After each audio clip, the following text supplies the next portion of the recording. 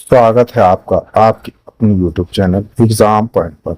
मैं रोज की तरह आज फिर 7 जुलाई 2025 का करंट्स अफेयर लेकर आया हूँ। आज 7 जुलाई के जितने भी इम्पोर्टेंट क्वेश्चन बनते हैं हम डिस्कस करेंगे, उनकी इम्पोर्टेंट फैक्ट भी जानेंगे। दोस्तों, आप किसी भी एग्जाम की तैयारी कर रहे हैं तो ये वीडियो आपके लिए मोस्टफुल रहने वाला है।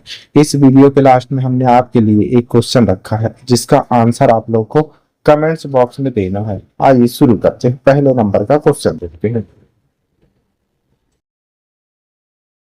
आइए पहला क्वेश्चन देखते हैं। किस दिन को विश्व जूनोसिस दिवस के रूप में मनाया जाता है? सही आंसर है डी, 6 जुलाई को, आज ही के दिन। की पॉइंट देखते हैं। इबोला, एवियन इन्फ्लुएंजा और वेस्ट नाइल वायरस जैसे जूनोटिक रोग के खिलाफ पहला टीका विकसित किए जाने के कारण हर साल 6 जुलाई को विश्व जूनोसिस दिवस मनाया जाता है। जूनोज एक संक्रमण रोग है जो जानवरों से मनुष्यों में फैलता है।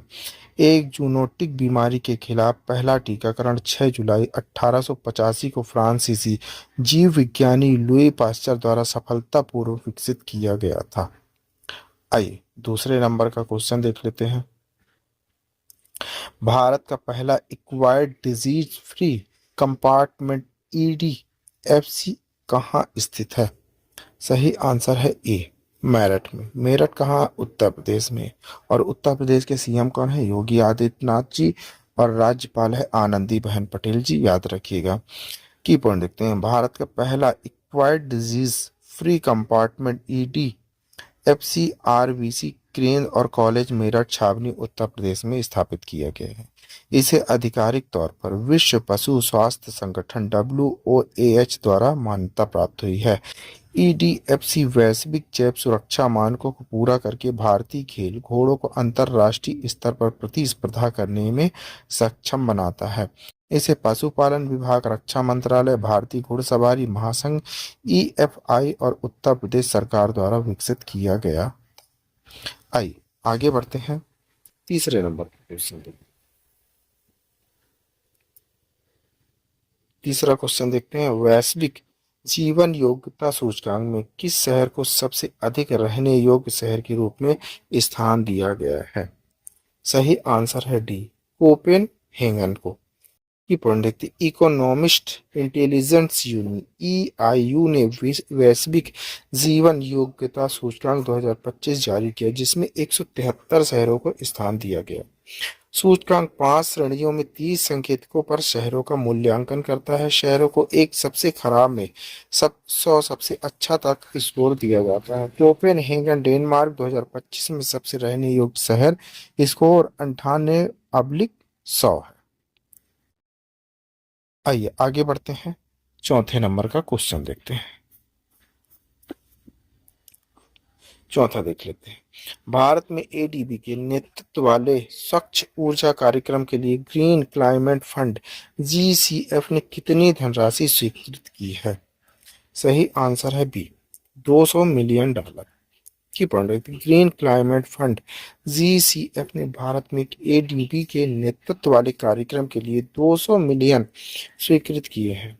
यह कार्यक्रम India green finance facility IGFF का समर्थन करता है जो स्वच्छ ऊर्जा प्रौद्योगिकियों में निजी और DFI निवेश को आकर्षित करने के लिए मिश्रित वित्त का उपयोग करता है। GCF दुनिया का सबसे बड़ा जलवायु कोष है जिसे 2010 में UNFCCC के तहत बनाया गया था। आइए पांचवें नंबर का क्वेश्चन देखते हैं। असम में पाई गई नई गार्सिनिया प्रजाति का नाम जो एक वनस्पति शास्त्री की मां के नाम पर रखा गया है क्या है? सही आंसर है बी, गर्सिनिया कुसुमाए। की पॉइंट रखते हैं। एक नई पादप प्रजाति गार्सिनिया कुसुमाए असम के बक्सा जिले में खोजी गई है। इस प्रजाति का नाम पर्यावरणविद जनिंद्र शर्मा की मां कुसुम देवी के सम्मान में रखा गया है। उन्होंने इस खोज का नेतृत्व किया था। स्थानीय रूप से थोईकोरा के रूप में जाना जाता है। यह बिलिंदी सदाबहार वृक्ष है जो 18 मीटर तक ऊंचा होता है। गार्सिया लूसियासी परिवार से संबंधित है। स्तर विश्व स्तर पर इसकी 14 ज्ञात प्रजातियां हैं। आइए छठे नंबर का क्वेश्चन देख लेते हैं। छठवां नंबर क्वेश्चन देखते हैं। संचार और ग्रामीण विकास राज्य मंत्री डॉक्टर पेम्मासानी चंद्रशेखर ने उच्च क्षमता वाले सक्षम 3000 का शुभारंभ किया है कहाँ? सही आंसर है डी, एक उच्च क्षमता वाला डेटा केंद्र स्विच सह राउटर। ये पढ़ लेते हैं। सक्षम 3000 एक उच्च क्षमता वाला डेटा केंद्र स्विच सह राउटर संचार और ग्रामीण विकास राज्य मंत्री डॉक्टर पेम्मासानी चंद्रशेखर द्वारा लॉन्च किया गया था। Centre for development of telemetric C dot द्वारा विकसित है। यह 25.6 टीबीपीएस की क्षमता प्रदान करता है और 400 जी की 32 पोर्ट का समर्थन करता है, जिसमें 1 जी से 400 जी तक ईथरनेट गति है। आइए आगे बढ़ चलते हैं। 7वें नंबर का क्वेश्चन देख लेते हैं। रासायनिक हथियार संधि के कार्यान्वयन को बढ़ावा देने के लिए ओपीसीडब्ल्यू ने 23वीं एशिया क्षेत्रीय बैठक कहाँ आयोजित की है? सही आंसर है बी, नई दिल्ली में। की पॉइंट देखते हैं। एशिया में राज्यों के दलों के राष्ट्रीय प्राधिकरणों की 23वीं क्षेत्रीय बैठक ओपीसीडब्ल्यू द्वारा भारत के एनएसीडब्ल्यूसी के सहयोग से आयोजित की गई थी। ओपीसीडब्ल्यू रासायनिक हथियारों के निषेध के लिए संगठन रासायनिक हथियार संधि सीडब्ल्यूसी को लागू करता है, जो 1997 में लागू हुई है। ओपीसीडब्ल्यू के 193 सदस्य राज्य हैं और इसे 2013 में नोबेल शांति पुरस्कार मिल चुका है। आइए आगे बढ़ते हैं।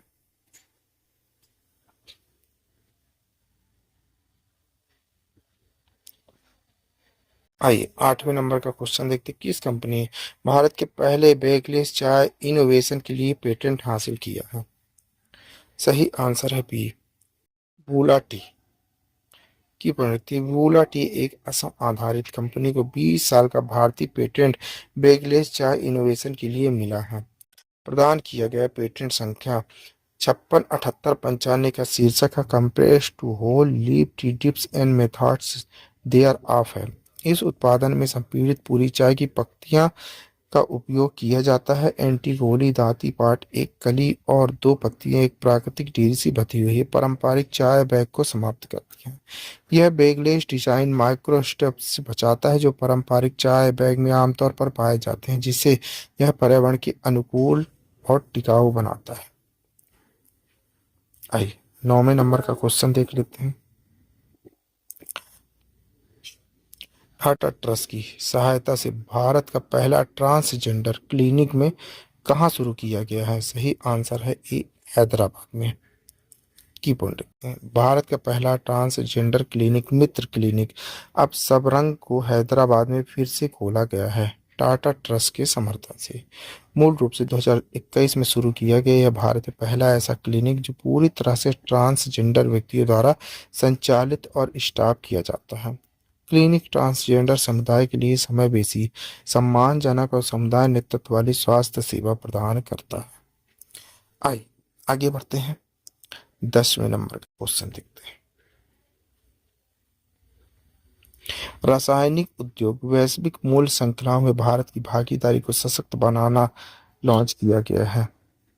सही आंसर है ए, नीति आयोग द्वारा। कीवर्ड नीति आयोग ने रासायनिक उद्योग वैश्विक मूल्य श्रृंखलाओं में भारत की भागीदारी को सशक्त बनाना शीर्षक से एक रिपोर्ट जारी की गई। रिपोर्ट भारत के रासायनिक क्षेत्र के अवसरों और चुनौतियों पर प्रकाश डालती है और वैश्विक प्रतिस्पर्धा बढ़ाने के लिए एक रोड मैप प्रदान करती है। रासायनिक उद्योग में रासायनिक पदार्थों का उत्पादन, परिवर्तन और वितरण शामिल किया गया है। 11वें नंबर का क्वेश्चन देखते हैं। भारत सरकार 3 नए रणनीतिक तेल भंडार क्यों बना रही है? सही आंसर है सी, आपात स्थिति में तेल की कमी से बचाने के की पंडित भारत यह सुनिश्चित करने के लिए एक स्मार्ट योजना पर काम कर रहा है कि देश कभी भी तेल की कमी से न जूझे, चाहे किसी भी आपात स्थिति का सामना क्यों न करना पड़े। सरकार 3 नए रणनीतिक तेल भंडार बनाने की योजना बना रही है। ये ऐसे बड़े भंडारण क्षेत्र होंगे जहां देश भविष्य की जरूरतों के लिए कच्चा तेल सुरक्षित रख सकेगा। अगर किसी कारणवश दूसरे देशों से तेल की आपूर्ति में बाधा आती है या अंतर्राष्ट्रीय बाजार में तेल की कीमतें बहुत बढ़ती हैं, तो ये अतिरिक्त भंडारण देश के लिए मददगार साबित होगा। इससे भारत किसी भी आपात स्थिति में तैयार रहेगा। 12वें नंबर का क्वेश्चन देखते हैं। प्रधानमंत्री नरेंद्र मोदी को किस देश के सर्वोच्च नागरिक सम्मान से सम्मानित किया गया है? सही आंसर है बी, त्रिनिदाद और टोबैगो की बोले प्रधानमंत्री नरेंद्र मोदी को 4 जुलाई 2025 को त्रिनिदाद और टोबैगो के सर्वोच्च नागरिक सम्मान the order of the Republic of Trinidad and Tobago को सम्मानित किया गया। यह सम्मान उन्हें उनकी वैश्विक नेतृत्व क्षमता, भारतीय प्रवासी समुदाय से गहरे जुड़ाव, कोविड-19 महामारी के दौरान मानवीय प्रयासों के लिए दिया गया है। बता दें कि पीएम मोदी फिलहाल 5 देशों के दौरे पर है। त्रिनिदाद और टोबैगो की यह 2 दिन की यात्रा उनका दूसरा पड़ाव है। वहीं सम्मान मिलने के बाद उन्होंने कहा, त्रिनिदाद एंड टोबैगो के सर्वोच्च सम्मान से सम्मानित होकर मैं गौरवान्वित हूँ। मैं यह सम्मान 140 करोड़ भारतीयों की ओर से स्वीकार करता हूँ। आइए 13 नंबर का क्वेश्चन देखते हैं। भारत का पहला केंद्र शासित प्रदेश कौन सा है जिसने टीबी स्क्रीनिंग को परिवार दत्तक ग्रहण कार्यक्रम के साथ जोड़ दिया है? सही आंसर है डी, पंडुचेरी। पंडुचेरी ने टीबी के खिलाफ लड़ाई में एक अग्रणी कदम उठाया, क्योंकि यह भारत का पहला केंद्र शासित प्रदेश बन गया है जिसने टीबी स्क्रीनिंग को परिवार गोद लेने के कार्यक्रम के हिस्से के रूप में एकीकृत किया है। यह अभिनव दृष्टिकोण मेडिकल कॉलेजों, छात्रों, स्थानीय स्वास्थ्य विभाग के बीच सहयोग के माध्यम से चलाया जा रहा है। परिवार दत्तक ग्रहण कार्यक्रम राष्ट्रीय चिकित्सा आयोग द्वारा संचालित एक पहल है जिसके तहत मेडिकल छात्र अपने सामुदायिक आउटरीच के भाग के रूप में 3 से 5 परिवारों को गोद लेते हैं तथा 3 वर्षों की अवधि में उनका अनुसरण करते हैं। 14 नंबर का क्वेश्चन देखते हैं। भारत और त्रिनिदाद एंड टोबैगो के बीच कितने समझौते पर हस्ताक्षर किए गए हैं? सही आंसर है सी, 6। भारत और त्रिनिदाद एंड टोबैगो ने 4 जुलाई 2025 को पोर्ट ऑफ स्पेन में 6 महत्वपूर्ण समझौते पर हस्ताक्षर किए, जिससे दोनों देशों के बीच साझेदारी को कई क्षेत्रों में मजबूती मिलेगी। इन क्षेत्रों में बुनियादी ढांचा, चिकित्सा, सांस्कृतिक और खेल शामिल है। ये समझौते प्रधानमंत्री Narendra Modi Trinidad and Tobago यात्रा के दौरान हुए, जो दोनों देशों के रिश्तों को और प्रखर बनाने की दिशा में एक बड़ा कदम माना जाए। यह 1999 के बाद किसी भारतीय प्रधानमंत्री की त्रिनिदाद एंड टोबैगो की पहली आधिकारिक यात्रा। प्रधानमंत्री Narendra Modi Trinidad and Tobago की प्रधानमंत्री कमला प्रसाद विशेषज्ञ से मुलाकात की और सहयोग को बढ़ाने के लिए महत्वपूर्ण बातचीत की। दोनों नेताओं ने कृषि, शिक्षा, डिजिटल भुगतान, स्वास्थ्य सेवाओं में भविष्य की साझेदारी पर चर्चा की। आइए लास्ट क्वेश्चन है, 15 नंबर देख लेते हैं। भारत की पहली निजी सैटेलाइट ब्रॉडबैंड सेवा शुरू करने की मंजूरी किस कंपनी को मिली है? सही आंसर है सी, अनंत टेक्नोलॉजीज को। हैदराबाद की कंपनी अनंत टेक्नोलॉजीज को भारत की पहली निजी सैटेलाइट ब्रॉडबैंड सेवा शुरू करने की मंजूरी मिल गई। यह प्रोजेक्ट आईएन स्पेस भारतीय राष्ट्रीय अंतरिक्ष संबंधन प्राधिकरण केंद्र द्वारा स्वीकृत किया गया है और इसके 2028 में शुरू होने की उम्मीद है। यह सेवा पूरी तरह से भारत बने उपग्रहों के जरिए संचालित की जाएगी। यह कदम अंतरिक्ष आधारित इंटरनेट सेवा, स्टारलिंक, वनवेब और अमेजॉन विलिपर जैसे वैश्विक खिलाड़ियों को टक्कर देने की दिशा में भारत एक महत्वपूर्ण प्रयास है। अनंत टेक्नोलॉजीज ने इतिहास रचते हुए ऐसी पहली भारतीय निजी कंपनी बनाने गौरव प्राप्त किया जिसे भारत में बने उपग्रहों के माध्यम से सैटेलाइट आधारित इंटरनेट सेवा प्रदान देने की अनुमति है।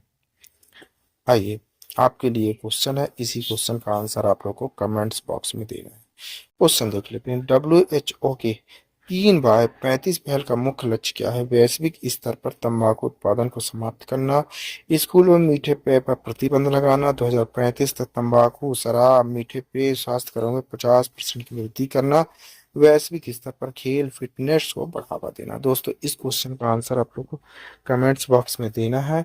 आंसर आप लोग कमेंट्स बॉक्स में जरूर दीजिएगा, भूलिएगा नहीं। आप पढ़ रहे हैं 6 जुलाई 2025 का डेली करंट अफेयर। दोस्तों आप किसी भी एग्जाम की तैयारी कर रहे हैं ये वीडियो आपके लिए यूजफुल रहने वाला है। इस वीडियो की पीडीएफ डाउनलोड करने के लिए आप हमारे टेलीग्राम चैनल एग्जाम पॉइंट पर जाकर वहां से पीडीएफ डाउनलोड कर सकते हैं। Thank you for watching my video. इस वीडियो को ज़्यादा से ज़्यादा शेयर करें, लाइक करें, कमेंट करें। Thank you.